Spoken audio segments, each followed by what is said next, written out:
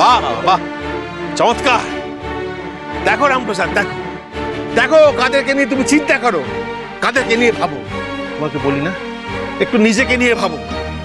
এরা হচ্ছে সেই সব মানুষ যারা তোমার বাড়িতে পাক পেরে খাবে, আর তারপর এসব শয়তানগুলোর তালে সুরবে না। হ্যাঁ হ্যাঁ, আর এই যে শ্রীমন্ত মশাই সেদিন অত বড় একটা জঘন্য অপরাধ করলেন, তারপরেও গলায় এত জোর, এত জোর আসে করে থেকে গলায় কোন জায়গা দিয়ে এইভাবে কথা বলছেন? হ্যাঁ কি কি কোথা থেকে উড়ে এসে জুড়ে বসেছে, দিয়ে আমার মুখের উপর এইভাবে কথা বলছে? আপনি কোন সাহসে এইভাবে কথা বলেন?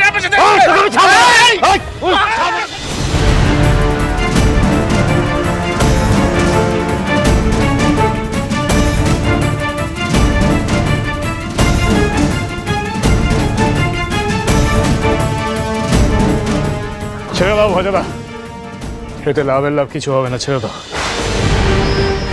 শ্রীমন্ত মশাই, আপনি তো খুব ভালো করেই জানেন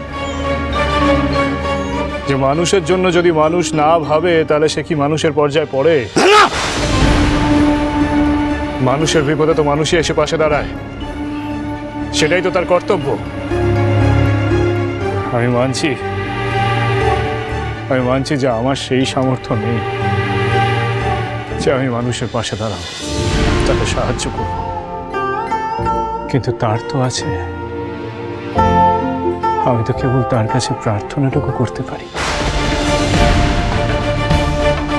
এই যে দেখুন শ্রীমন্ত মশাই, এই ভদ্রলোক সেই কলকাতা থেকে এত দূরে সপরিবারে ছুটে এসেছেন কেন? না তার সন্তানদের সুস্থতার কামনা।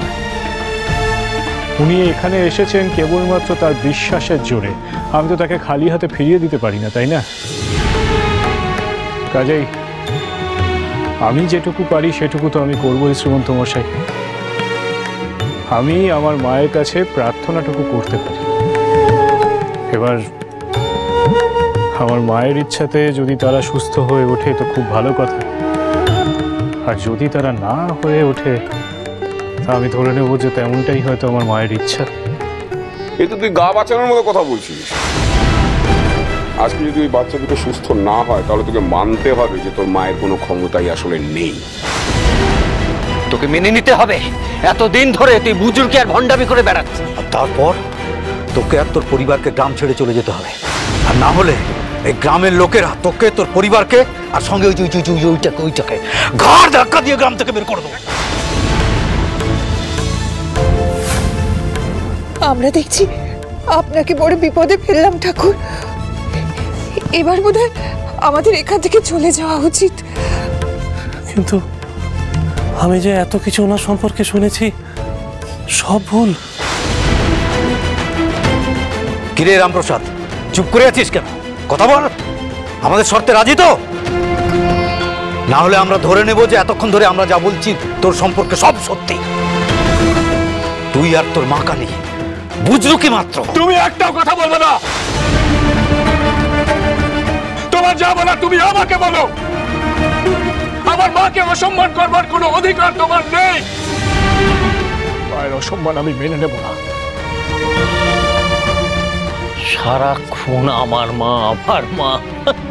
মা কি তোর একার নাকি রে রামপ্রসাদ? হ্যাঁ, না, মা সবার। যাকে আমি আমার মা বলে ভাবি, তুমি যদি তাকে আপন করে নিয়ে নিজের মা বলে ভাবো তাহলে সে তোমার। আজকে প্রত্যেকে যদি তাকে মা বলে ভাবে তাহলে সে সবার। মায়ের কাছে তো সন্তানের কোনো ভেদাভেদ হয় না দাদা। বেশ, খুব ভালো কথা। তাহলে আমাদের শর্তটা মা। এই যে মুখে সারাক্ষণ মা মা করিস, আমরাও তো দেখতে চাইছি সেই মায়ের কত ক্ষমতা। সুস্থ করে তোলে এই বাচ্চা দুটোকে। আর যদি না পারিস তাহলে তুই তোর মুখে কোনোদিনও মায়ের নাম নিবি না, তুই তোর মুখে জ্বলন্ত কয়লা নিবি, যাতে এই মুখ থেকে কোনোদিনও কথা না ফোটে রামপ্রসাদ। বেশ, আমি রাজি। আমি কথা দিলাম, আজ এই শিশু দুটি যদি সুস্থ না হয়ে ওঠে তবে আমি এই গ্রাম ত্যাগ করে চলে যাব। আমার মায়ের ওপর থেকে আমি আস্থা বা বিশ্বাস কখনো হারাতে পারবো না। আমার মা আমার কাছে আমার জীবনের শেষ দিন অবধি থাকবে। আমি তাকে সম্মান জানাবো। আর দাদা, জ্বলন্ত কয়লার কথা বললে না, প্রয়োজনে আমি তাও নিজের মুখে ধারণ করতে রাজি আছি। কি বলছেন কি আপনি? আমি যা বলছি তা ঠিকই বলছি সর্বাণী, ভেবে চিন্তেই বলছি। আমার মা যদি না চান যে আমি এই গ্রামের মাটি কামড়ে পড়ে থাকি, তাহলে কেন থাকবো বলুন তো? মানুষ তোকে ভুল বুঝলেও আজ যে তোকে এক চরম পরীক্ষা দিতে হবে রামপ্রসাদ। এদিকে এসো দেখি বাবারা, এসো এসো আমার সাথে এসো, চলো। আরে বস বস। আরে এই নে রে বা, এই দুটিও তোরই সন্তান রে বা। দে দেখি এই দুজনকে সুস্থ করে দে রে বা, সুস্থ করে দে। কালি কালি পাপ হারিনি মারে।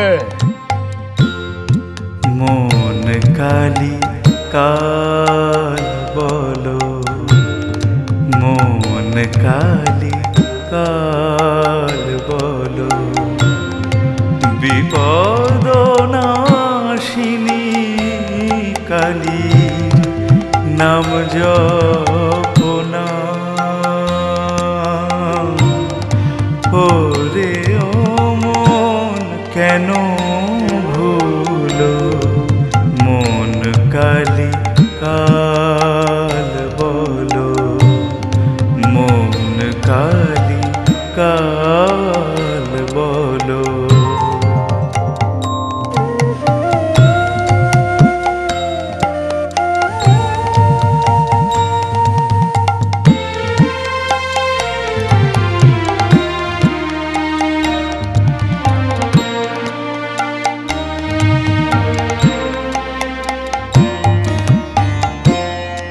কিঞ্চিত করো না ভয়, দেখে অগাধ শলি। ওরে অনায়াসে ভব নদীর কালি কুলাইবে কুল, বিপদ নাশিনী কালীর নাম জপনা। ওরে ও মন কেন ভুলো, মন কালি কাল বলো।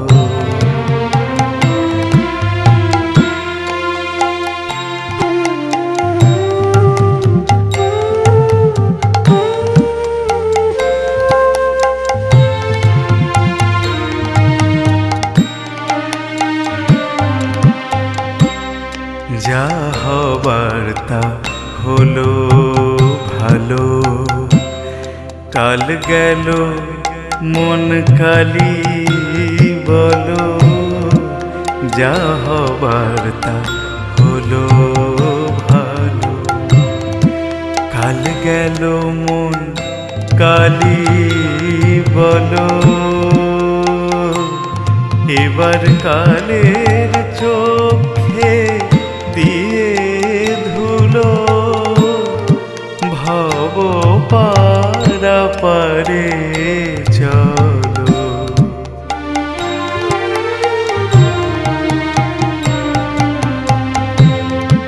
শ্রীরাম প্রসাদ বলে কেন মন ভুলো,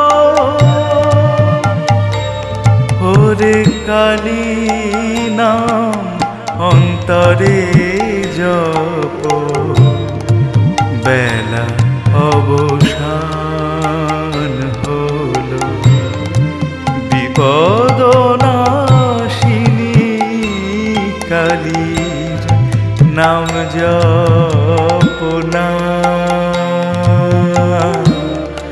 ওরে ও মন কেন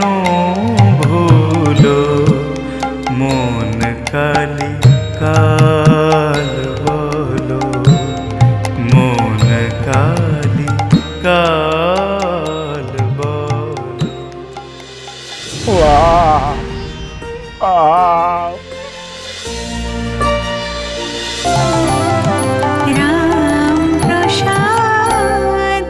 স্টার জলসার প্রিয় শো দেখার জন্য সাবস্ক্রাইব করুন আমাদের ইউটিউব চ্যানেলে এবং আপডেটেড থাকার জন্য প্রেস করুন বেল আইকন।